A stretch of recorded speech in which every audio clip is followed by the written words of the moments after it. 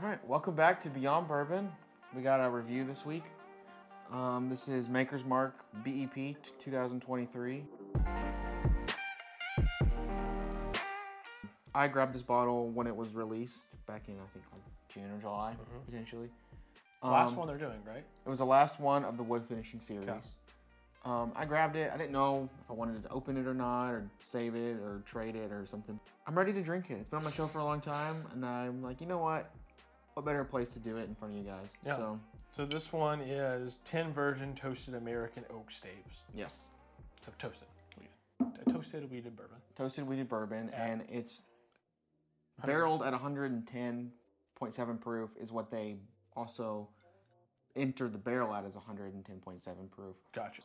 Something that I have heard from people is that 46, the French oaked cask strength, Maker's 46 cask strength, is the best thing that Maker's has done. We should do a review on it. I would love to see it in the store all the time. Like $60 though. It is. And I'm like, gosh, there's so much I could buy. I could buy 2 bottom shelf Vineyards bottles for $60. This was $75 bottle. So keep that in mind. Limited edition. When we review it. I do like the bottle. I do too. It's the very blue sleek. again. We're back to blue. Back to the blue. The wax seal, it looks so nice, but they're so annoying. Yeah, it's a lot. I got this little piece. And then you have that. This dorky. That looks so cheap though. Yeah. When you have it like without this part on it, Yeah, it it just looks cheap. stupid. Oh, that was a good cork pop. It was worth it. I mean, Wow. Synthetic cork. synthetic cork. I did not expect that. I love it. Much darker Ooh, than one we just poured. That's a good color. Oh man, that's smelly good. It smells good. Yeah, just off the quick nose there. Ooh, good. I'm glad. I'm ready to do something good today. I am too. I love bottom shelf bangers, but Can be hard. sometimes Can be hard. sometimes it's just like, I want to drink something good. When I'm drinking bourbon, I don't want to drink necessarily cheap stuff that's gross. And we're doing the dirty work, trying to figure out what's good and what's That's not wild. Now this will be the only Maker's bottle we have on the shelf. Oh no, cask strength. good. Your cast strength. Would be a good comparison. It's in proof. Oh yeah, that's crazy. Literally 0.1 proof off. My one thing with Makers, especially these kind of bottles, I wish they gave us a little more information about age or how long, what we're looking at here. I agree. Let's give it a smell. Oh wow, that is different for sure. Smells good. Spicy apples, maybe? Yeah, that's caramel apples. Yep. Tasting Their notes in a tasting bottle. notes were kind of weak. How do you feel about tasting notes in a bottle? I'm usually not a huge fan. That's just my opinion. Yeah, I just don't put it on there unless it's like something you're trying to like. Here it is for everyone. An expression with prominent wood sugars bringing forth strong notes of vanilla, caramel, and sweet spice. That is 99% of bourbon bottles If your bourbon doesn't have caramel, vanilla, or wood in it, then it is not bourbon. Yeah. And I don't recommend it. But so don't put generic notes on there because you're just wasting real estate in your bottle. There's some bottles I've had that they have kind of weird notes to it, and that helps me. Yeah. Because I'm looking for something. But like Woodford Reserve, they're guilty of this too. They don't put on the bottle, but their marketing is like 110 flavors. I'm like, it's bourbon. It's duh. I can smell this and smell fruity pebbles, or I can come up with a random note. I can name 110 things easily. Yeah. But that's what makes it bourbon. You don't need to put it on your bottle or market it. The apples are definitely there. Yeah. Like that is very, very, very appley. Yep. Caramels, like you said, it's a little bit. Not oaky. I guess that's what I'm getting at because it's not like super sweet, like I expected it to be, but it's good so far. Yeah.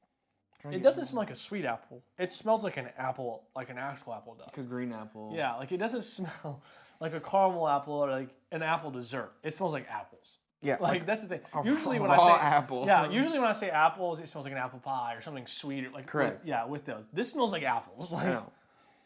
Maybe we're using like apple flavored Dawn dish soap to wash our glasses, and all of our whiskey just tastes like.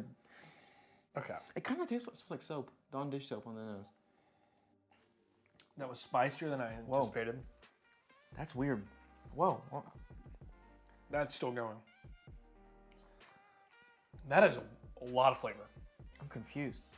That's something I've never had before. That tastes like. Wow. I don't even know.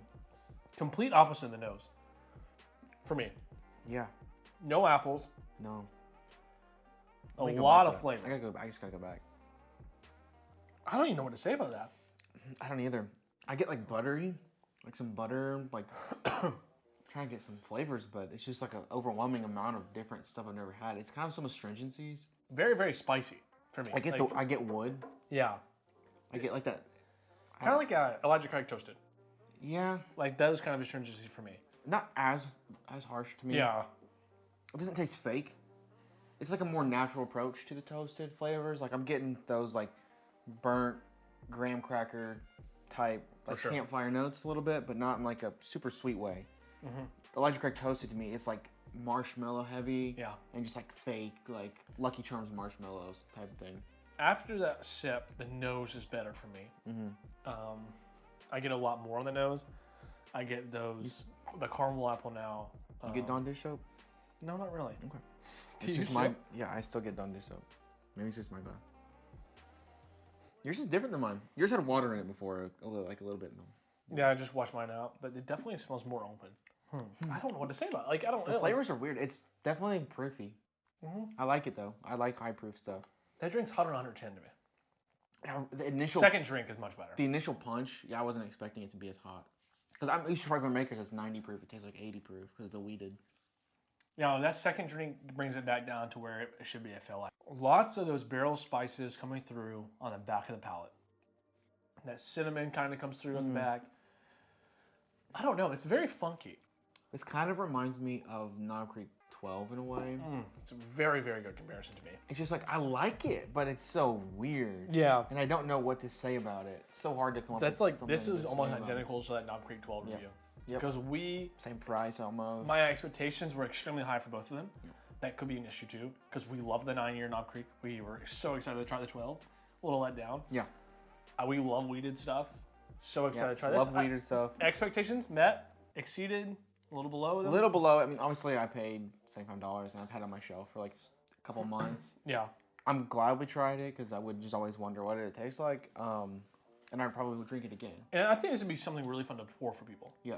Or put in a blind. Oh yeah, for a weeded blind, that kind of. This could be a dark horse. Very, very it's much so weird and different than a normal weed. I wouldn't guess off the palate that it's weeded. Yeah, I agree with that. Have you ever had a weeded toasted before? A weeded finished product? It's not something that's common in the bourbon world. Yeah. Maybe for good reason.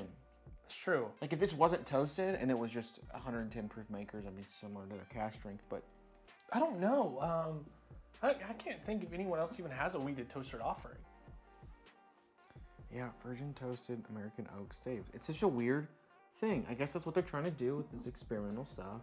Yeah, I mean, it makes sense. I think it's doing exactly what they wanted to do, and I can understand why some people would really like this. Too. I don't know. Out of 50, though, give it a rating. 33. I was thinking 34 is what I have in my mind. Yeah. I always do that. I always post 33. And I cut it out in the video sometimes. But I always do that. It's hilarious. I was thinking right about there. I mean, it's very mediocre. 67? Yeah. I don't keep it. I'm kind of like, the price is kind of skewing my mind. And like, I wouldn't recommend this for somebody. If it does not, for bottles that are that much in the 70s, 80s, their score should at least be the equivalent to what you pay. And that is not. That's probably a good general rule. Like this is an exception because it can't add over 100. But single barrel, we gave over 80. That was $80. Yeah.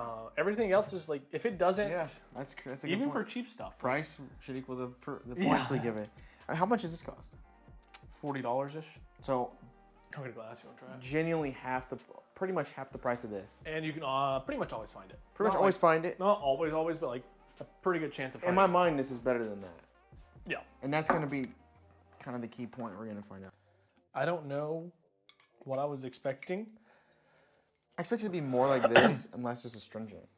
Yeah, and this we'll come back to this. Could open up a little. Could have some of those go away. It doesn't remind me of a typical weeder. It doesn't. It reminds me more of Old Elk. It's just not as bad. Okay, what's your thoughts? Instantly sweeter. Oh, yeah. My gosh. You would think the complete opposite as well. Yeah. Oh my gosh. The apples are still there, but that's the sweet apple I was talking about. That's an apple pie. That's an apple dumpling. That is a caramel apple. That's Halloween is what that is.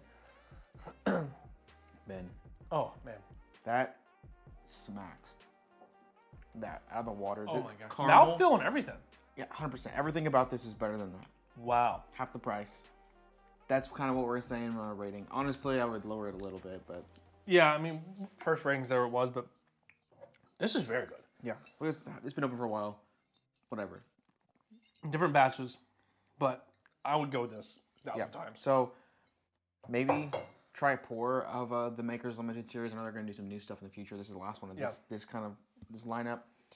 Maybe you don't go out and spend $80 on a bottle. It's kind of a risk you're playing, right? You know what I mean? Yep. Stick with the Maker's cask strength. I really like this. I mean, we would love to try the French Oak for sure cask. I think that might be a review we should do soon. I would love to do that.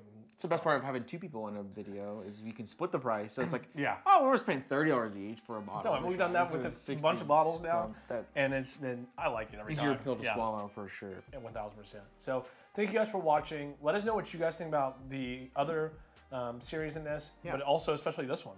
Yeah, what don't a you little think? let down. I've seen a lot of like mixed reviews. I can understand. It's just pretty average, not great. Nothing I'm going to talk to you about. Like, I've had some bottles here. Like, I got to call somebody, tell them, you got to try this. Yeah, you got to try absolutely. that. I would not recommend this to anybody. Yep, I'm with you with that 1,000%. So thank you guys for watching. Like and subscribe. Yep. Giveaway coming soon. Yes, stay tuned.